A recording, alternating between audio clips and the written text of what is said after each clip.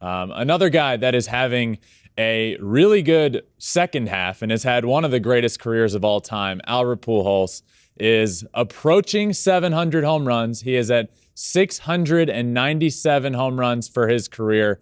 First up here for you, John, is in your career, which overlapped a little bit, you obviously being one of the best pitchers that we've seen, a Hall of Famer, and Albert Pujols is sure on his way to being a Hall of Famer, one of the greatest we've ever seen do it on the offensive side. Do you have any good stories about facing off against each other in your days? Well, I do. It didn't end well for me. I faced Albert Pujols in the prime of what I call the greatest right-handed hitter I had ever faced in that time. You know, I didn't have a ton of experience as far as the matchups, but they did hit 3 home runs in like 12 at bats or something. But the one home run I'm never going to forget is when I was closing for the Atlanta Braves in that transition period. And then we were in St. Louis, and there was a mix-up of communication. I thought I was coming in with a 1-run lead in the 8th inning. Horacio Ramirez, I believe, was pitching for us, and it didn't happen. So I flipped the ball to the bullpen catcher as Bobby came out to the mound. And when Bobby would come out to the mound, that usually meant taking the pitcher out. So I was standing at the gate in St. Louis waiting to come in the game, and he walked back to the dugout.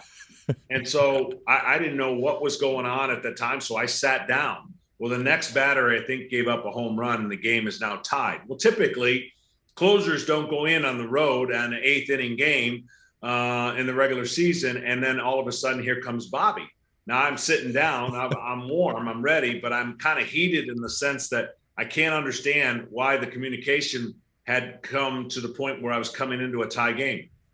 Now imagine I'm coming into a tie game on the road, and Albert Pujols is up, and I'm blind. I'm like madly blind about what had just taken place. So I threw these pitches as hard as I possibly could, and he hit it beyond Big Mac land, and we ended up losing the game.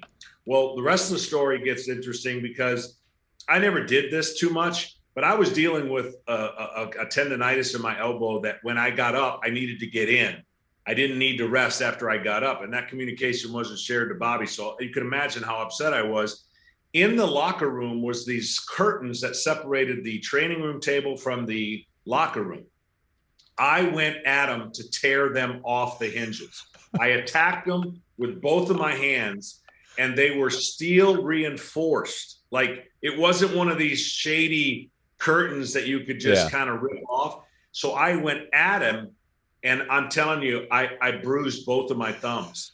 On the plane trip home, I was icing both of my thumbs. Luckily, nothing happened with my thumbs, or that would have been one of those articles you would be reading about today. And you can't pitch when you're angry, and you certainly can't pitch when you're angry against the best hitter in the baseball era that time as a right-handed hitter. So that was, I think, the last home run I gave up against him. We lost the game. And it was a memory that I'll never forget. Were there any words with Bobby Cox after the game, maybe in his office or something? No, the words were the translation from the pitching coach to Bobby did not get delivered down the channel. So we cleaned that up, and we made sure there were no mishaps, because coming into that game, at that time, Chipper Jones was playing left field, and he had some choice words for me as I was coming in, like, what is going on? And I said, I don't know what's going on. I was hot. That is not a recipe for success as a closer. You cannot face anybody that upset. And I learned a valuable lesson. Much less facing Albert Pujols. So two-part question for you here. One, he's at 697. One, does he get it done? And two, if not, which he's put himself in a better position now, but if not, he has said he is not coming back, even if he's at 699. Do you believe that? I kind of do believe it. Playing with him, he's a man of his word, and he kind of knows that this is the time frame he has chosen, and to be content with that as a player is also pretty cool. But I didn't think he had a chance. I don't think the world thought he had a chance. This is a rejuvenation like you've never seen from a guy who really struggled physically down the stretch of his career to hit for power. Nonetheless, he's going to possibly hit over 20 home runs. I mean, that in a part-time role, that truly speaks to the magical career that he's had. I can't think of a greater way to end it like he's ending it. And I think that's the way he feels, but time will tell. And I think everyone's rooting for him, and hopefully he can get that done to put a big, huge exclamation point on his career. I agree. It feels like we haven't had something in baseball for everybody to get behind and root for, much like we're seeing right now with Pujols. It feels like the entire world is behind him, willing him to this, which is pretty cool. Thanks for watching. If you love flipping bats, swinging 3-0, or just talking ball, join us. Call us at 213-537-9339 with your questions. We have a weekly guest, and we have a lot of fun, so hit that subscribe button.